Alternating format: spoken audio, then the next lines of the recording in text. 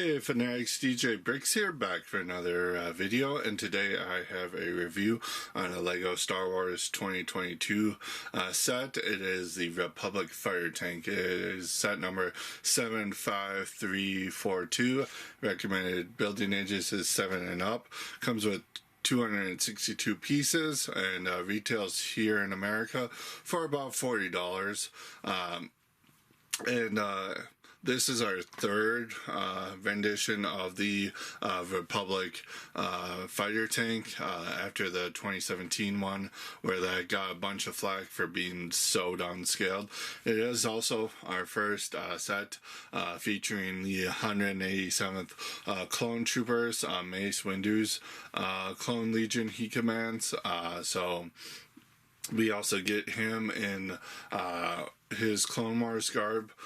This set is kind of loosely tied into Season 7 of the Clone Wars, where the 187th first make their appearance, but with all that out of the way, let's start deconstructing the set and seeing how it stacks up, starting as always with the minifigures. So getting into the first figure here, it's Mace Windu. Of course, he comes with his purple lightsaber here. It's standard hilt, purple blade. That blade is the newer type of transparent plastic where it's kind of frosty, so it actually looks pretty good. I think it does give it a more lighted up look, in my opinion.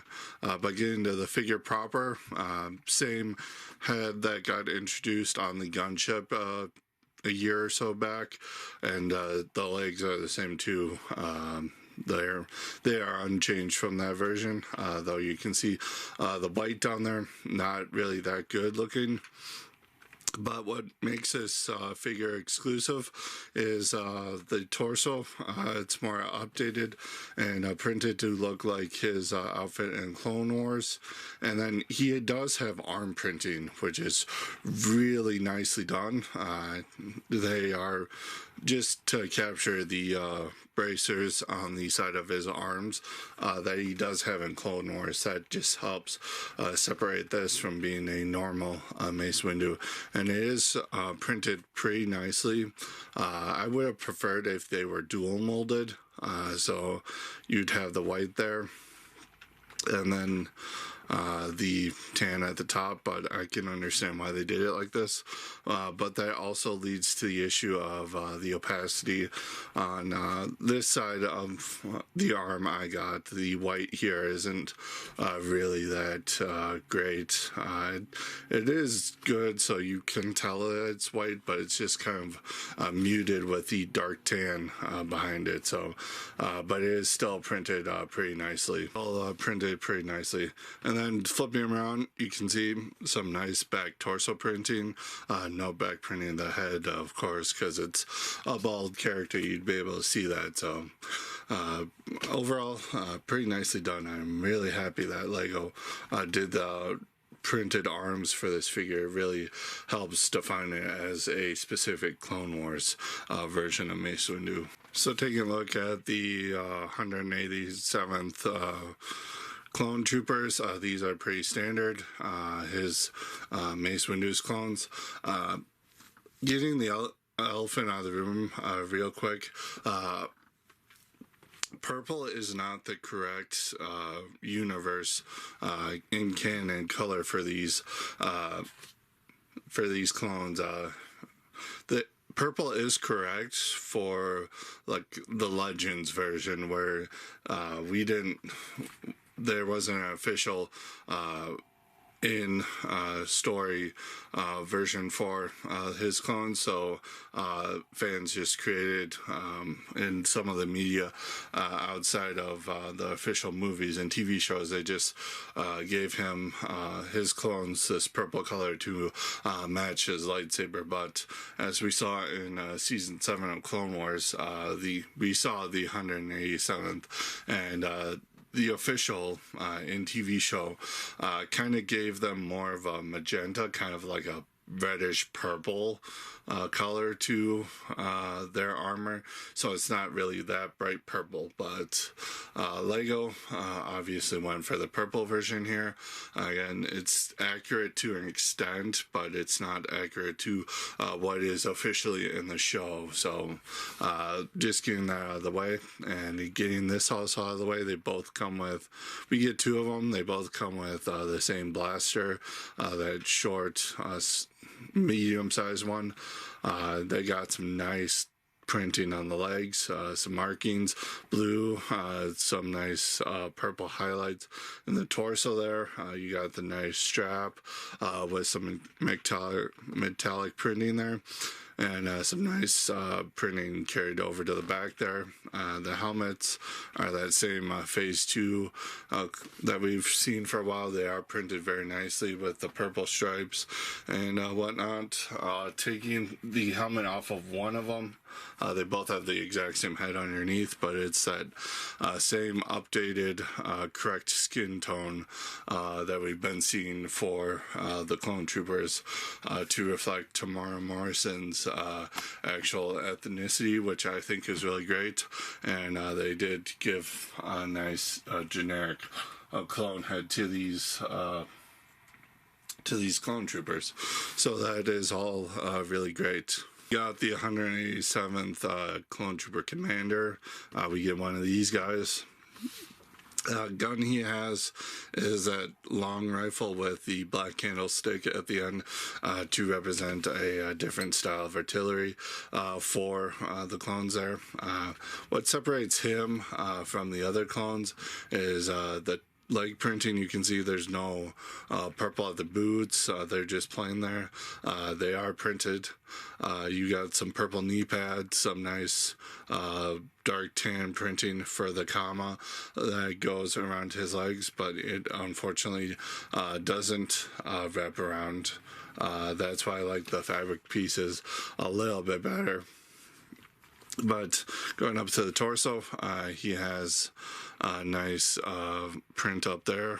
You can see he's got kind of the same shoulder strap armor. It just goes down there and across there. You got some blue markings in the breastplate there. And going to the back printing, you just have those straps from the front just connect to the belt down here, so it's really nice. The helmet, not a new mold. We've seen it many times before, but it is printed up to reflect the 187th. And removing it, we got the same generic clone head underneath there. For the last couple of figures, of course, we get a couple of battle droids just thrown in the set just to give you some type of conflict to fight. These are pretty much unchanged virtually. They did update the legs down there in like 2019 to make that clip stronger that attaches to the rest of the droid body. They made that stronger so it doesn't break as easily. So I appreciate the quality upgrade there, but the rest of the Battle 1 droids are pretty much the same since Battle droids are pretty much the same as we've always gotten them. They do have one of the outstretched arms to hold a blaster outright. And they both of them come with that medium blaster and that gunmetal color, which is pretty nice. But again, pretty standard for battle droids. So taking a look at the main build of the set, pretty much every piece of the rest of the set goes into building this version of the Republic fighter tank. And build wise, it was pretty straightforward. There were some snot techniques I used here with the engine pods, but most of it was just plates on top of plates. There was very relatively few building techniques that were utilized here. It's just mostly snot and little upside down building towards the back here with the cockpit. But yeah, it was pretty straightforward. Heavy reliance on stickers too. Pretty much everything you see here is pretty much a sticker. There's like one printed piece, but the rest are pretty much stickers. Talking about the scale of this thing, it is slightly bigger than the last model we got back in 2017. That one was kind of like a puny version that fans complained about being too small, but bringing a minifigure in here, you can see it is pretty sizable for what you get here. You have some nice part usage. This piece right here, this is an X-Wing cockpit piece, and it's molded in white for the first time. You got some nice turrets here built, and they can move up and down as a play feature. This thing can actually hover and roll around. That is used, they have cheater wheels on the bottom to kind of just they're the smallest version of wheels for cars, but the way they're built in there, this rolls pretty well and hovers, so it does at least have that nice illusion of it. Opening this up, you do have a nice seat for a minifigure. You do actually have a couple, but you can fit someone in there and close it back up. But I will note, as you can see here, how this is connected. You can't actually get it back laying flush against this thing like I think the designers were intending. So that is kind of a big miss with me. Again, you have stickers on the side there. You have these fencing sword pieces used as antennas up at the top here. They are just set in there, and they are pretty easily to remove. You have this ramp that can hinge down, get you access in there. You can actually fit, and then you can pop this up, and this is also hard to get into with small fingers, but you can lift it up, but you can cheat and put that down, and you get a little control console in there, and it's pretty, it's a piece that's been used before, so pretty well in Star Wars sets, but you can fit a driver in there. But when the driver is in there, you can't actually shut the top one here, because that kind of relies on so you can only really fit a minifigure in there when the hatch is up. So that's kind of not fun. Another not fun part about this build is this piece right here. This has 3 stickers on it. Yeah, this isn't printed. All 3 parts right there are stickers, and they are kind of a pain to get on there. I would have liked to have seen that be a print, but the upside of it not being a print is you get that piece in white unprinted, so you can use that for mocks or something, which is really nicely done. You got the nice engine blocks on the side, and I really like the color scheme of this thing, but Yeah, this thing is really well done. It's a really good build.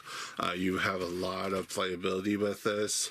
It does have a few flaws, as I pointed out, but overall this was an enjoyable build, and it does offer a lot of play experience. A quick overview of the extra pieces included.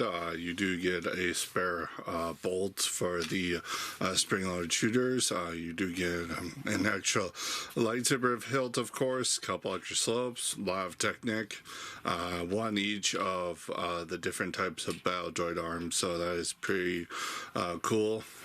Take a look at the instructions. Same pretty big booklet here, a magazine stapled. We got the box art on the front. We all know that it's going away pretty soon, but I do like this old style. You got the box art there. You got the the QR code for the building app. Front couple pages, of course, show that off. Getting into it, this build is pretty straightforward and basic. You do have a Mace Windu down there sporting the progress bar for the build this time.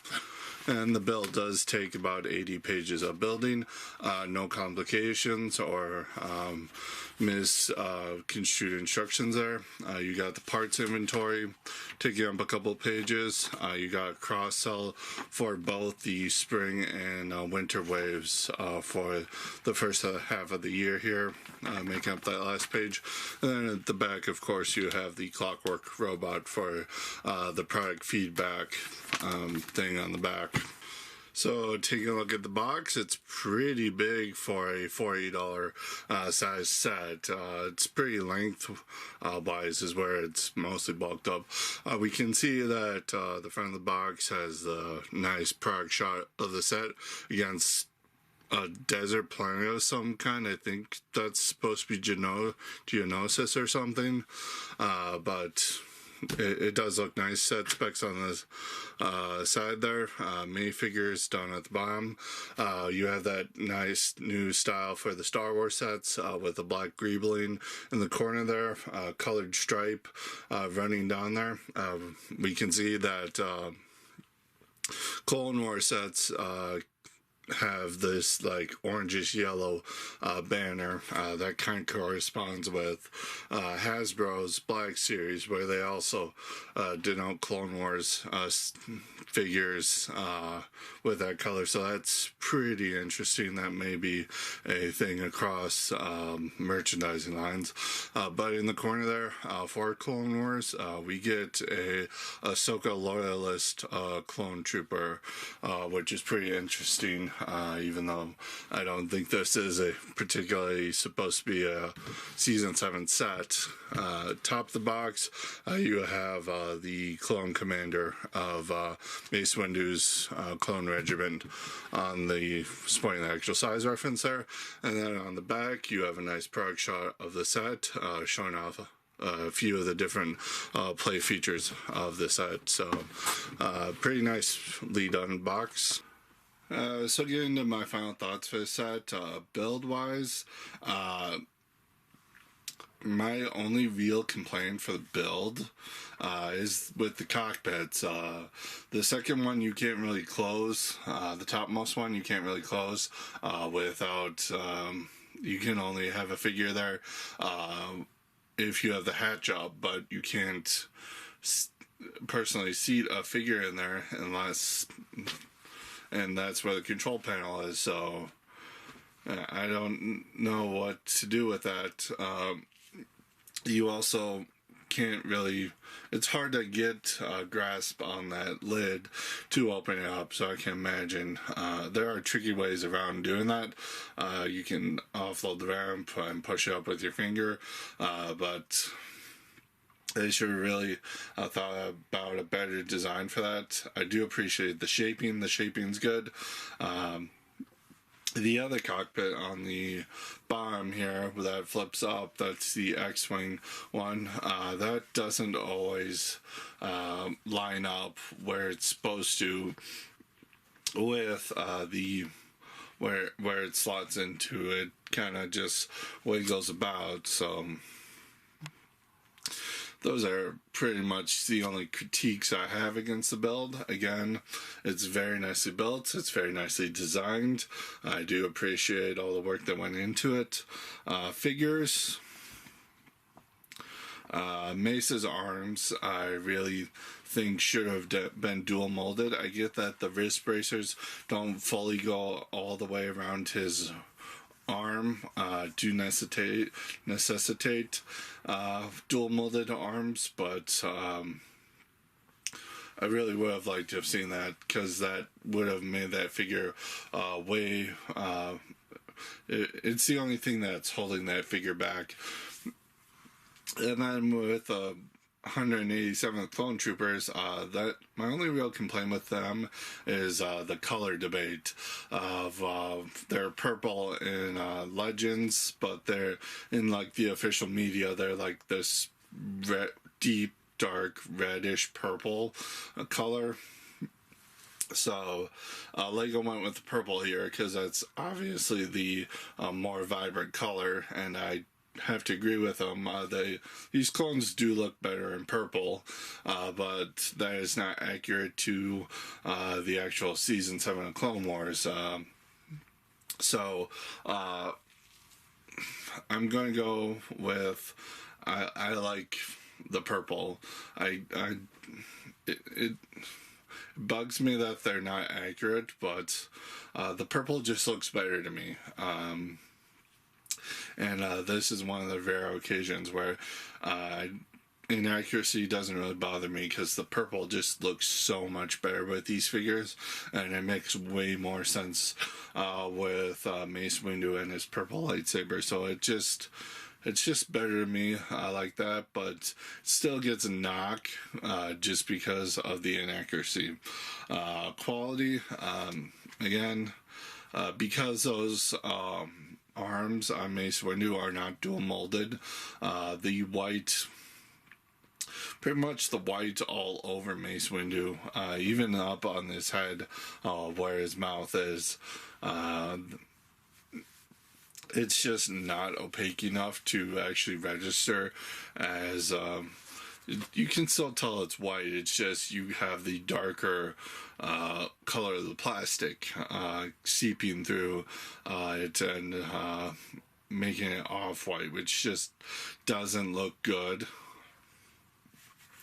And wrapping that all up in the price of the set of $40 here in America, it has 262 pieces, so right off the bat, that doesn't look good for value, because it's $40. You definitely, but what people are missing is a lot of the pieces that go into the Republic fire tank, like the X-Wing cockpit, the slopes down here, they're all big pieces. Especially right there, right next to the cockpit, there's big pieces here that kind of conflate that piece count, so it generally doesn't make it. It makes it look worse than it actually is. So even with that piece count price ratio being out of whack, I'm going to judge it by what we actually get in a set, and for $40, you get 6 minifigures. Again, 2 of them are battle droids, but they're still figures. You get 3 clone troopers, you get a Jedi, you get this nice big model of a Republic fire tank. So yeah, you get about $40 worth of set here. So I do think it's worth $40, but if it is on sale, normally for like 20% off, $30 isn't too bad either. But yeah, I can see the justification for $40 here. And with all that considered, this set, it does get a 7.5 out of 10 from me. Again, very good set. Nice Clone Wars set in a wave dominated by newer media. So, Clone Wars fans are going to be happy. Let me know what you guys think about the set in the comments below. Subscribe, ring that bell, share all that. It all helps the channel with the algorithm, and I look forward to having a discussion with you guys in the comments as always. But that does it for this video, and I will see you in the next one. Until next time, stack on.